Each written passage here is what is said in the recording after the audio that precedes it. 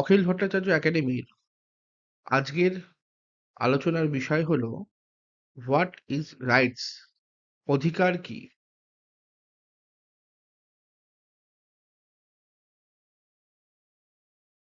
Relevance of the topic. আজকের আমাদের আলোচনার বিষয় হোয়াট ইজ রাইটস, অধিকার কি। এই টপিকটা পশ্চিমবঙ্গ রাষ্ট্র বিশ্ববিদ্যালয়, কলকাতা বিশ্ববিদ্যালয় এবং কল্যাণী বিশ্ববিদ্যালয়ে প্রথম সেমিস্টারে মেজর এবং মাইনরে পড়ানো হয়।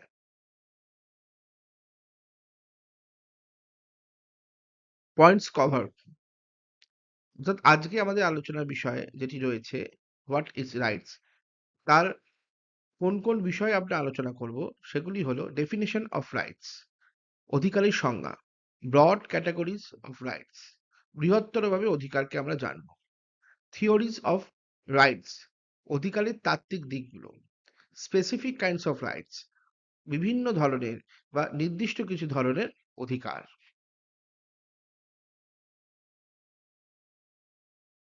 ডেফিনিশন অফ রাইটস অর্থাৎ অধিকারের সংজ্ঞা। Right is a claim of individual recognized by the society and state. অধিকার হলো একটি দাবি, আর এই দাবি সমাজ এবং রাষ্ট্র কর্তৃক স্বীকৃত। তার মানে সমাজ এবং রাষ্ট্র কর্তৃক স্বীকৃত দাবিকেই আমরা অধিকার বলতে পারি। এবার এই অধিকারের বিষয়টি আরো বিস্তারিত জানবার জন্য আমরা তিনটে ইনগ্রেডিয়েন্টস অর্থাৎ তিনটে উপাদান সম্পর্কে আলোচনা করব। প্রথমত বলা হচ্ছে it is a claim of individual, however not every claim can become a right. তার মানে হলো এই অধিকার হলো মানুষের বা ব্যক্তির দাবি, তবে সমস্ত দাবি কিন্তু অধিকার নয়।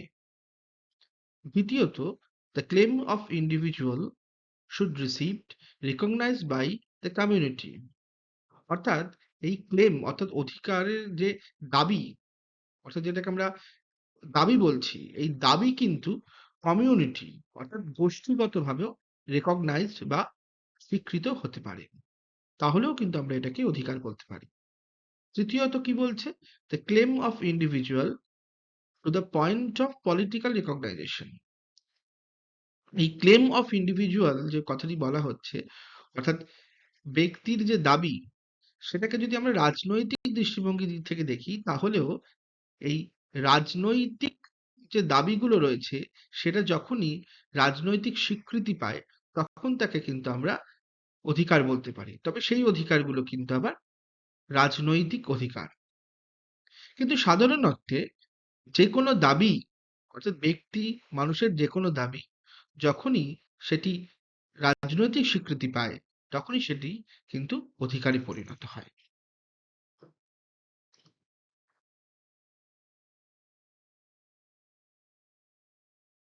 Definition of rights by political thinker. আমরা দুজন রাজনৈতিক চিন্তকের এই অধিকার সম্বন্ধীয় বক্তব্য জানব। প্রথমে আমরা জানব হ্যারল্ড জেলেস্কি। উনি বলছেন, rights are those conditions of the life without which no man in general can seek to be at his best. তার মানে হচ্ছে অধিকার হলো মানুষের জীবনের বা ব্যক্তি জীবনের এমন একটি শর্ত, যে শর্ত ছাড়া ব্যক্তি তার বেস্ট সর্বোচ্চ পেতে বা দিতে পারবে না। দ্বিতীয়ত, টি.এইচ. গ্রিন, তিনি বলছেন, rights are power necessary for the fulfilment of men's vocation as a moral being. অর্থাৎ ব্যক্তির মরাল বিং অর্থাৎ একটি নৈতিক সত্তা বা নৈতিক ব্যক্তি হিসেবে গড়ে ওঠার ক্ষেত্রে মানুষের যে বৃত্তি প্রয়োজন হয়, এই বৃত্তির হলো অধিকার, আর এই বৃত্তির জন্য যে ক্ষমতা দরকার হলো সেটি হচ্ছে অধিকার। তাহলে আমরা মোটামুটি ভাবে জানলাম যে অধিকার হলো ব্যক্তি জীবনের একটি প্রাথমিক শর্ত, যা ছাড়া ব্যক্তি কখনোই তার বিকাশ ঘটাতে পারবে না।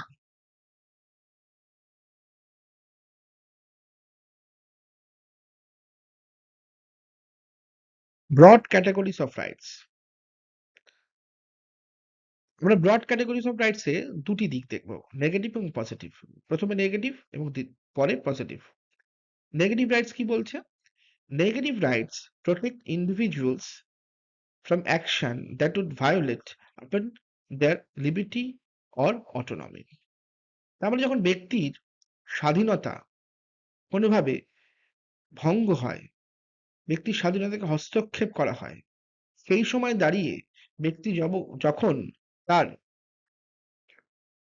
জীবনের অধিকার চায়, স্বাধীনতার অধিকার চায়, এই অধিকারগুলোকে আমরা নেগেটিভ রাইটস বলতে পারি। এই নেগেটিভ রাইটসই ব্যক্তির জীবন এবং স্বাধীনতাকে সুরক্ষিত করে। It influenced from the concept of negative liberty. এই নেগেটিভ লিবার্টির যে কনসেপশন আছে, এখান থেকে এটি কিন্তু ইনফ্লুয়েন্স হয়েছে। Positive rights. Positive rights guarantee individuals access to certain goods, services or opportunities. ব্যক্তির বিকাশের ক্ষেত্রে যখন বিভিন্ন ধরনের সুযোগ সুবিধা পরিষেবার প্রয়োজন হয়, একেই আমরা কিন্তু পজিটিভ রাইটস বলি। যেমন rights to health and basic needs, অর্থাৎ স্বাস্থ্যের অধিকার এবং তার সাথে সাথে ন্যূনতম অধিকার, যেমন খাদ্যের অধিকার, বাসস্থানের অধিকার, এগুলো বেসিক নিডস এর মধ্যে মানুষের পড়ে থাকে। এই যে নিডস গুলো জন্য যখন মানুষ অধিকারের কথা বলবে, তখন এটিকে আমরা পজিটিভ রাইটস বলতে পারি।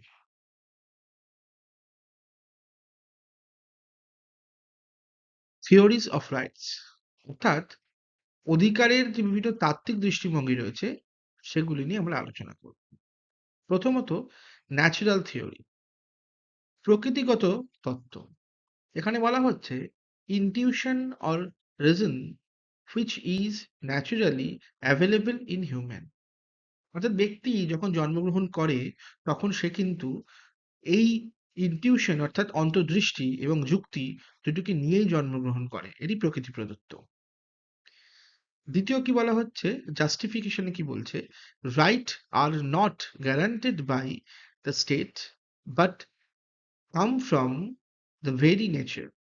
তার মানে কি, অধিকার কিন্তু not guaranteed by the state, অধিকারকে কিন্তু রাষ্ট্র গ্যারান্টি দিচ্ছে না, এটি মানুষ কিন্তু জন্ম থেকেই প্রকৃতি কাছ থেকে নিয়ে আসছে, অর্থাৎ প্রকৃতি প্রদত্ত। এই যে তাত্ত্বিক দৃষ্টিভঙ্গি আছে যে অধিকার প্রকৃতি প্রদত্ত, এই দৃষ্টিভঙ্গির যে তাত্ত্বিক চিন্তাবিদরা রয়েছেন, তারা হলেন থমাস হবস, জন লক এবং থমাস পেইন। এরপরে আমরা দেখব লিগ্যাল থিওরি। লিগ্যাল থিওরি বলছে law of the state determine the right. তার মানে অধিকারের উৎস কিন্তু রাষ্ট্র, অর্থাৎ রাষ্ট্র আইন প্রণয়ন করে অধিকারের জন্ম দেয়। এটি বলছেন লিগ্যাল থিওরিস্টরা, যারা অধিকারকে আইনি অধিকারের কথা বলছে। জাস্টিফিকেশনে বলছে right can not be claimed and protect without the presence of the state. অর্থাৎ রাষ্ট্রের বাইরে বা রাষ্ট্রের অস্তিত্ব নেই এমন অবস্থায় অধিকার কখনোই কিন্তু প্রোটেক্ট করা যায় না এবং ক্লেম করা যায় না। অর্থাৎ অধিকার তুমি কখনোই রাষ্ট্রের বাইরে বা রাষ্ট্রের নেই যেখানে, অর্থাৎ রাষ্ট্রহীনতা যেখানে রয়েছে, সেখানে কিন্তু ক্লেম করতে পারে না এবং অধিকার প্রোটেক্টও হবে না। এই তাত্ত্বিক চিন্তাধারার যারা থিঙ্কার্স রয়েছেন, অর্থাৎ চিন্তক রয়েছেন, তারা হলেন জন অস্টিন, জেমিনি বেন্থাম, জন স্যালমন্ট এবং পোলক।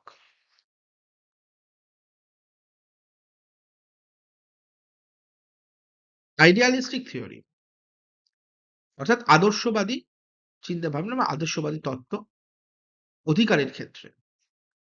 তারা বলছেন রাইটস আর সোশ্যালি কনস্ট্রাক্টেড, অর্থাৎ অধিকার সমাজের দ্বারাই সৃষ্ট।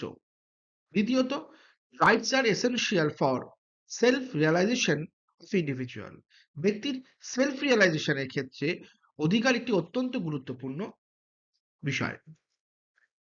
Rights is really necessary to the maintenance of material condition essential to the existence and perfection of the human personality. অর্থাৎ ব্যক্তির যে বিকাশ, ব্যক্তির যে এক্সিস্টেন্স, সেই সবের ক্ষেত্রে এবং ব্যক্তির যে মেটেরিয়াল কন্ডিশন রয়েছে সেগুলো ক্ষেত্রে অধিকার হলো অত্যন্ত গুরুত্বপূর্ণ একটি বিষয় বা দাবি। এই যে তাত্ত্বিক চিন্তাধারা, এই তাত্ত্বিক চিন্তাধারা যারা তাত্ত্বিক তারা হলেন বোসাঙ্কেত, এইচ জে লেস্কি, হেগেল এবং বাক।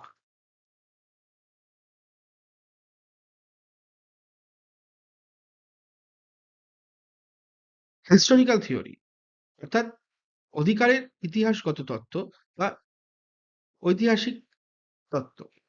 তারা বলছেন the rights are creation of the time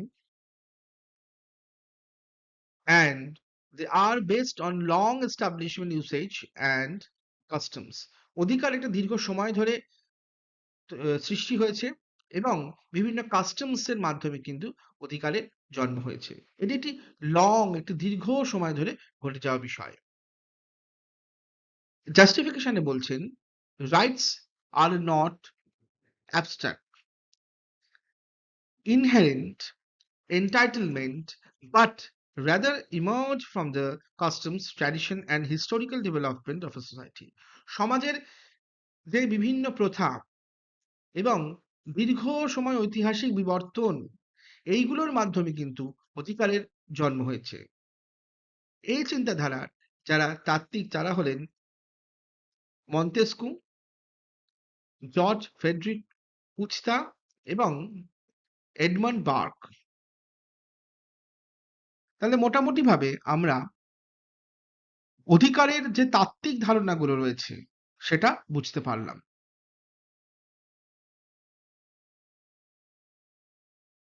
specific kinds of rights অর্থাৎ কিছু নির্দিষ্ট ধরনের অধিকার। Moral rights, the sense of right or wrong. এখানে আমরা বলতে পারি যে ঠিক বা বেঠিকের যে ধারণা, এই ধারণার ক্ষেত্রে যে অধিকার সেটা moral rights. Civil rights, civil rights কি? Right to public education and the right to access health facilities. অর্থাৎ জনগণ যে শিক্ষার অধিকার আছে, স্বাস্থ্যের অধিকার রয়েছে, এইগুলোকে আমরা সিভিল রাইটস বলতে পারি।